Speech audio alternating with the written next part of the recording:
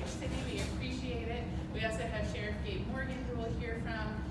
Mayor Donnie Tuck was here a few minutes ago. I believe he had to step out for a meeting. Cindy Rolfe, the city manager of Newport News. We have representatives from Congressman Scott's office and Senator Warner's office as well. I believe that somebody from Senator Lewis's office is going to be here. So we are blessed with a lot of representatives in the office. In addition to our fabulous resource tables, if you need anything, I think we've got you covered with your local elected. So grab them if you've got questions.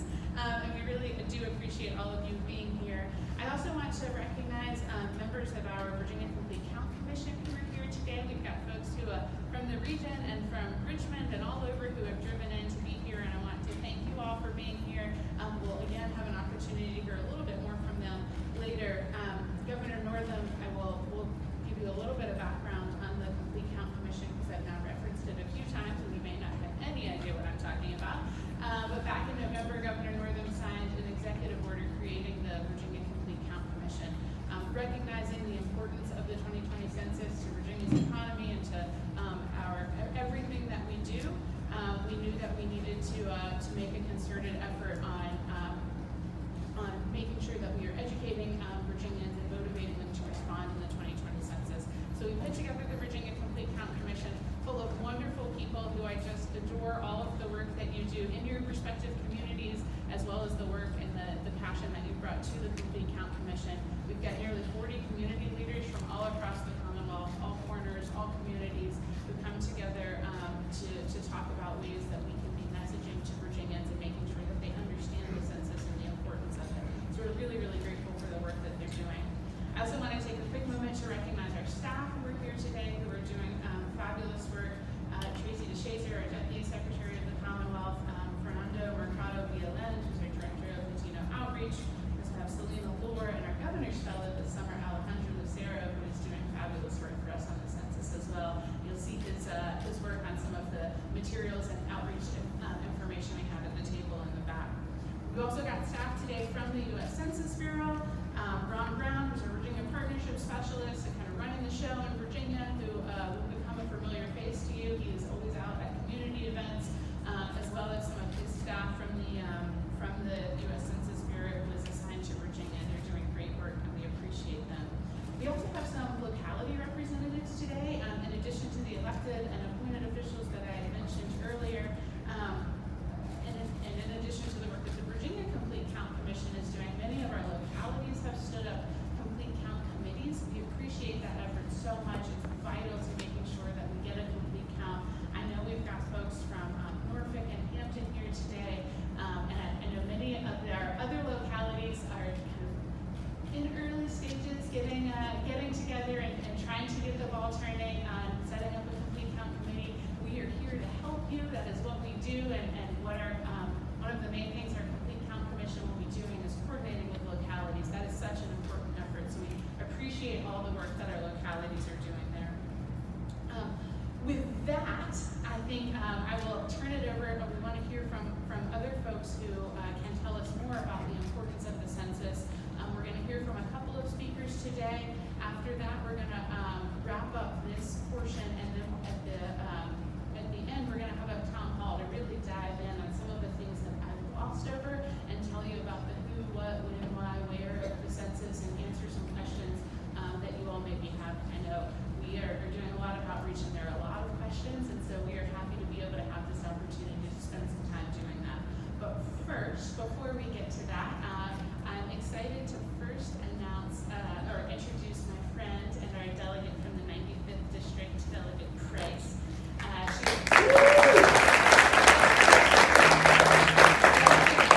been working on for forever on helping her community, making sure that they have the resources that they need, making sure that they know how to advocate for themselves and to really make a change. And so we are so happy that she is directing some of that passion towards the census. She gets it. She knows how important it is, and she's going to make sure that everybody in Newport News and Hampton and across Virginia is counted. We're so grateful. So with that, Delegate Price. Thank you. Good afternoon. As Kelly has mentioned, I kind of nerd out a little bit about the census because I know how important it is. And so that's what I wanted to spend a few moments talking about. The fact that the census is hugely important for our Commonwealth's vitality and democracy. But let's be real, with all that's going on, the census isn't the most titillating issue that people tend to flock to, but I do want to change that because an accurate count for our Commonwealth will help our citizens and residents. And so we'll go into it a little bit more detail, but just wanted to highlight the top three things that the census really means for me. Apportionment, or the allotment. So our United States Congress has 435 members in the House of Representatives, right? So no matter how the population changes, we don't add on new members. They get distributed and allotted based on how we account for population. So if we get undercounted, the voice of Virginia in Congress could be affected. So I think that's really, really huge. And then something that's been in the news a lot recently because of a court case, but redistricting. Our congressional and state lines are drawn based on census data. And so if there's an undercount in our area, it could mean a shift in the lines, and it also could impact the weight of Virginia votes. And so that part of democracy is hugely important. But for a lot of people in this room, they already understand the democracy issue. I want to point out the economic issue. So the allocation or distribution of federal funding is largely based on the census. And I think you'll probably hear points about this from all of our speakers just because of how important it is. In 2015, about $650 billion, that was with a B, billion federal dollars were allocated based on census data nationally. So that's national. Let's bring it home. About 16 large federal assistance programs distributed about $10 billion in Virginia based on that information. And so we have some elected leaders here that are in charge of budgets, and I'm thinking that we need to do what we can to protect $10 billion coming into our Commonwealth. So you'll hear a little bit more about that later, but that's things for Medicaid, Medicare Part B, SNAP, WIC, highway planning and construction, Section 8 housing, special ed grants, children's health insurance, Title I grants for local education, school lunches, something that's really, really near and dear to our heart to make sure that our children are fed during the day so that they can succeed, Head Start, low-income energy assistance, health center programs, and much, much more. So, Hampton Roads, right here, where you're sitting today, we have so much diversity, and we need to capture that because we have a lot of hard-to-count areas as well. And so those hard-to-count areas that are right here in Hampton Roads, they need a little bit more attention. And so we're hoping that as you listen today, you will see how you personally, but also how your organization can be involved in making sure that every single resident of Hampton Roads in the Commonwealth can be counted. A little bit about the 95th District. So with the new map, you are now seated in the new 95th District, but it's estimated that about 23% of the district that I have the honor of representing is considered hard to count. A fourth of my district is considered hard to count. So now you see why I'm up here, right? This is really, really, really important. And about a quarter of that, the residents needed a little bit of extra help to fill out the census because they didn't return it based on the first try. So why does that matter? It matters because we need resources in order to get to those people. And in closing, to make it really, really, really hit home with some hard numbers, it's estimated that for every person that goes uncounted, $2,000 per year is left on the table. So it's been estimated that 18,000 people just in the 95th district are considered hard to count. Let's say that just a third of them go uncounted. That is $120 million over 10 years just for the 95th district.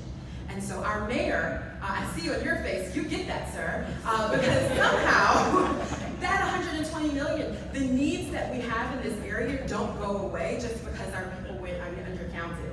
we still have things that we need to do and accomplish. And so as a state legislator and with local leaders, we know that we would have to fill those gaps. And so this is really, really important. So just to clarify, what is at stake with an undercount is the strength of your voice and your vote in our democracy and the vitality of the Commonwealth's economy. So I am so glad to see you all here today because we cannot afford an undercount. And so thank you all for being here today, and I look forward to us all learning more together today. Thank you.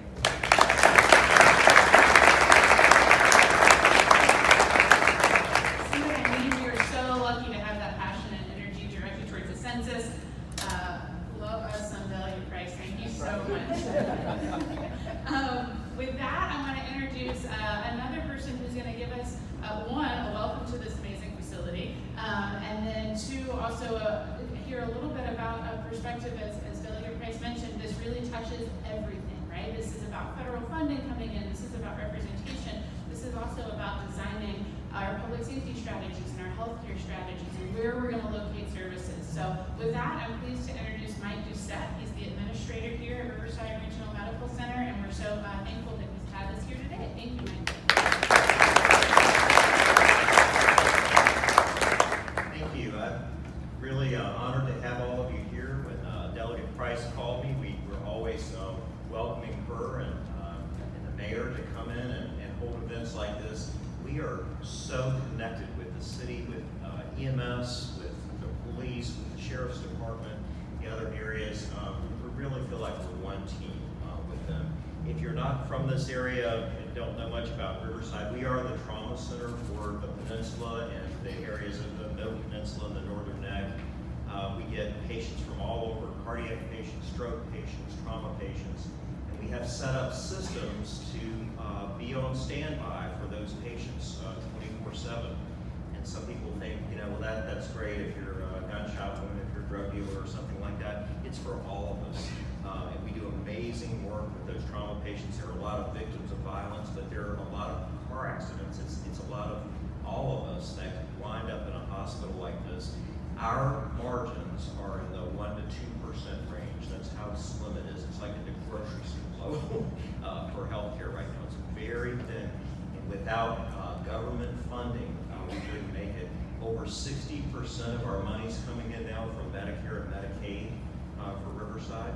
We're eternally grateful for the Medicaid expansion. It made a huge difference for us. It's always these razor-thin margins. A lot's depending on what's going on with Washington. And we think one of the ways we could really influence it is to get the census count, because a lot of our money's kind of based on population. I got our staff to pull some stats for us. This is just healthcare for Virginia. It's $4.5 billion goes to support Medicaid and its programs. It's a huge part of what we do. At Riverside, we have our residencies that does the majority of Medicaid OB services. We do health services, which is heavily Medicaid, so it's very, very important to us. 1.7 billion funding to Medicare is related to population that comes back to us through the Part B program. The state children's health insurance program is tied to that. And then 81 million in funding for community health safety net programs. That's kind of really undercounted because a lot of those programs that you know of in the poor communities are getting that funding, but a lot of the not-for-profit hospitals like the Riversides and Bon Secours also do that underfunded care, and it's coming in through this government funding. So just applaud your efforts to get the census count up. It's vitally important to healthcare in our community. And thank you for being here.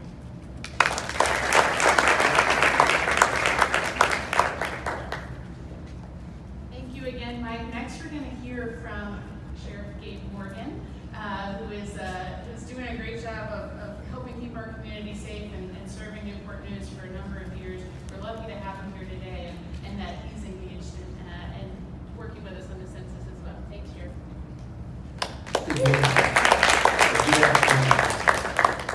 I'm honored to stand here and applaud the governor for his effort in ensuring that every Virginian is counted. You say, well, why is law enforcement interested in the census? What does it mean to us? In my community, there's an intersection between healthcare and the criminal justice system. Inspector General's report from Virginia came out a few years ago and said we had more mental health beds in correctional facility and jails than anywhere else in Virginia.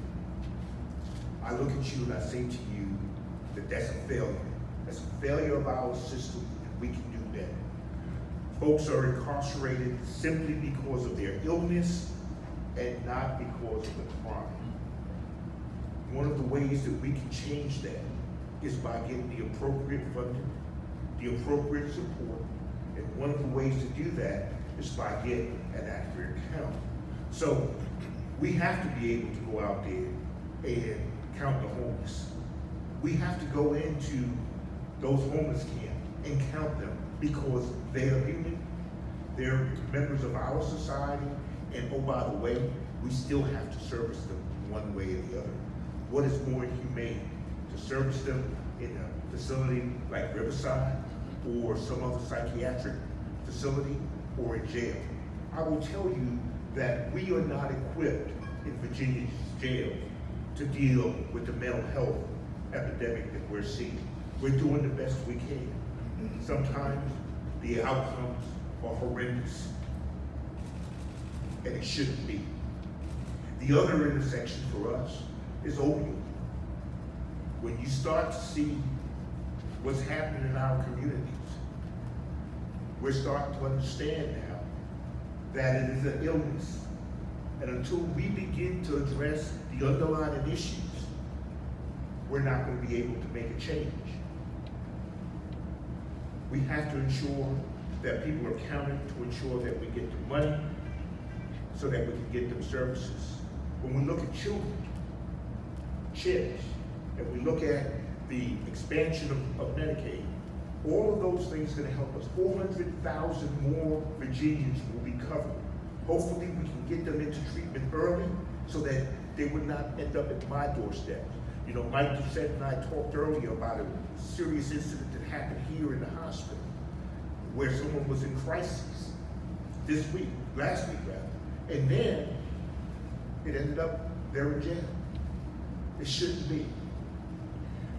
The cops office, which is an arm of the Department of Justice, they give out quite a bit of money in grants. And those grants are designed to do a couple things. Those grants are designed to help with community partnership, problem solving, and organizational transformation. Now, I don't care where you stand on what you see or where you stand politically, but I will tell you right now that as you see law enforcement across the nation, you see folks doing it well, and you see a few doing it poorly. Well, one of the ways that we change that is through the grant process, by going in and helping them to transform their organization, by helping them to connect with their communities, to connect with the underserved communities. And by doing that, we have a healthier community. And how is that funneled? That's funneled through the census. So, as we go through the census, you know, there's a marvelous document that the Census Bureau put out, and it's a complete count community. And I can sit here and tell you all the things and all the reasons why we should get a complete count, but they've listed 50 of them that affect you. 50 different things that affect every single community, from what school your children are going to how many representatives you're going to have, and last but not least, how we design public safety strategies. Folks, if you want to see change and you want to ensure that we get our proportion, then we need to make sure everyone is counted. And once again, Governor, thank you for your commitment.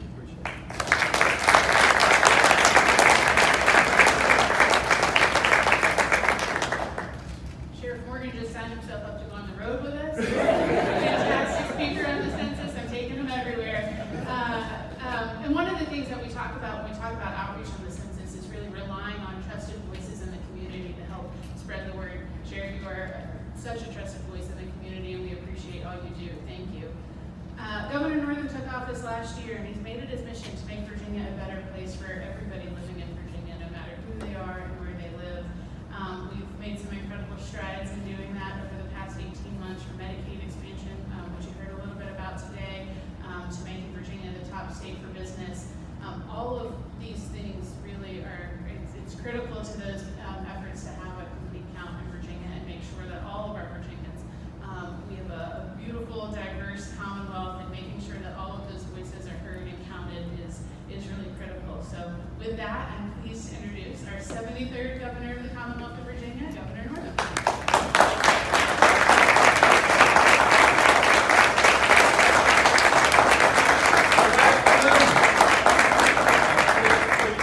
Kelly, thank you for emceeing, and thank you for your kind introduction, and also thank you for your service to the Commonwealth as our Secretary of the Commonwealth.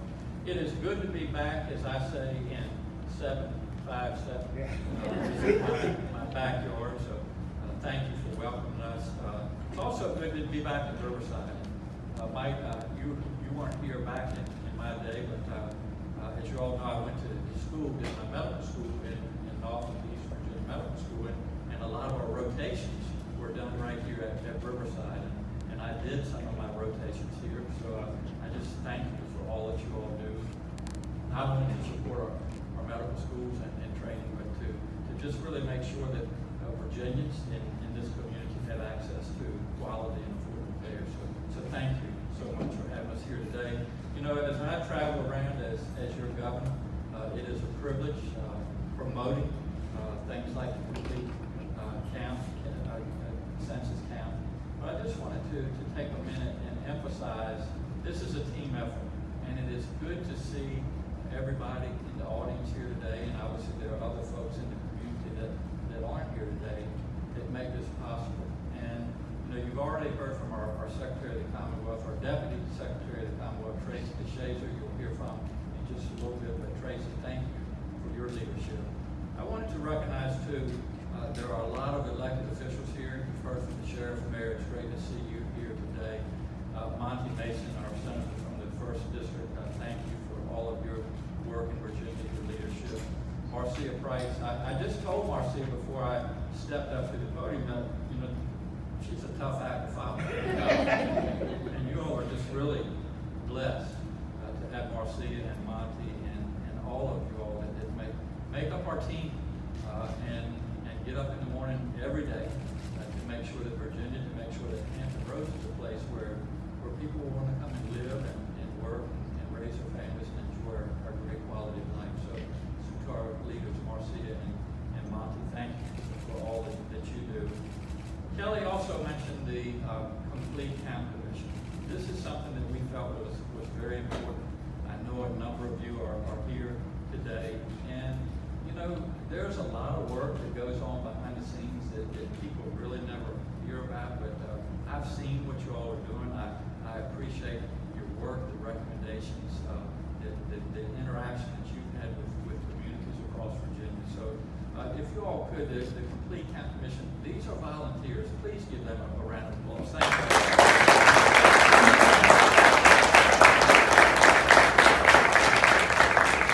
Every 10 years, the U.S. Constitution mandates a count of all the people living in the United States and its territories.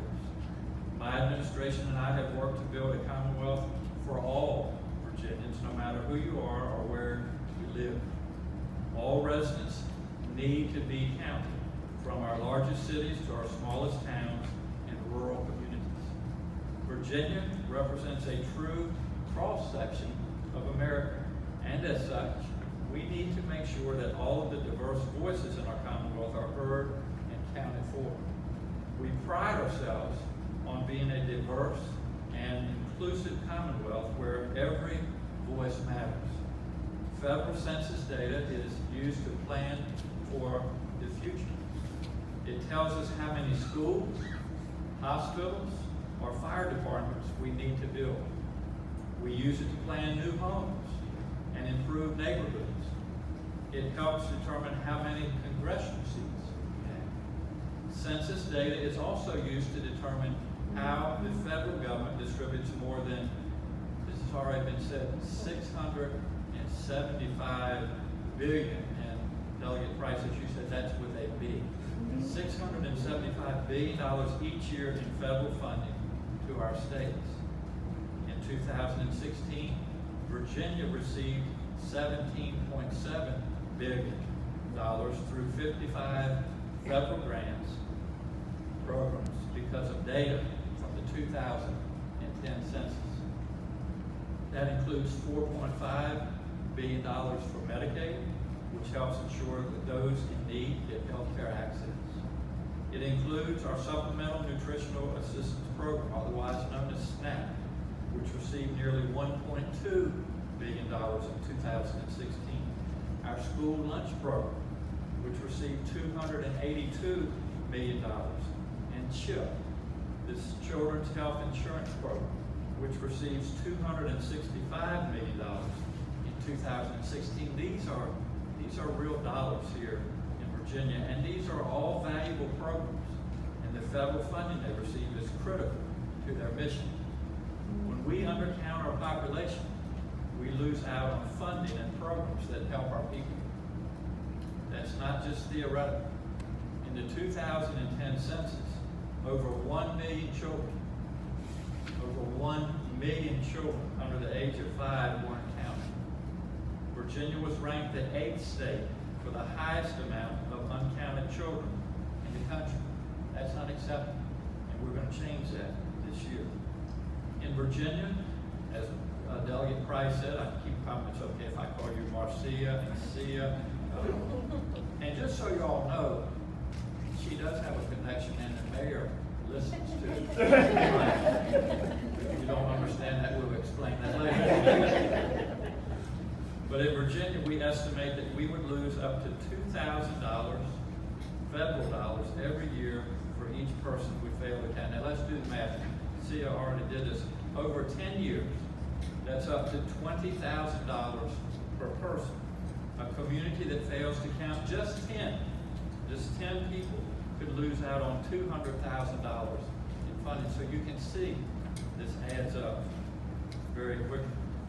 So it's critical that we get an accurate count of those living in Virginia. The Complete Count Commission that I referred to earlier is working hard to spread the word about the census to all communities and groups in the state.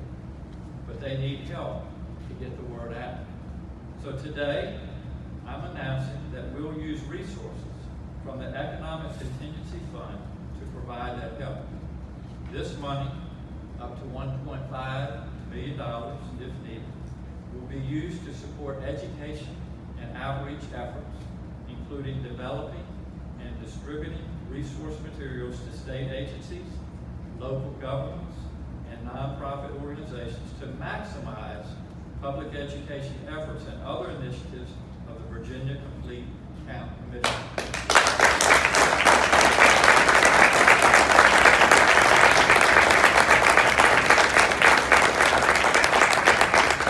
As governor, I want to ensure that every region, community, and every person can participate in the Commonwealth's economic progress.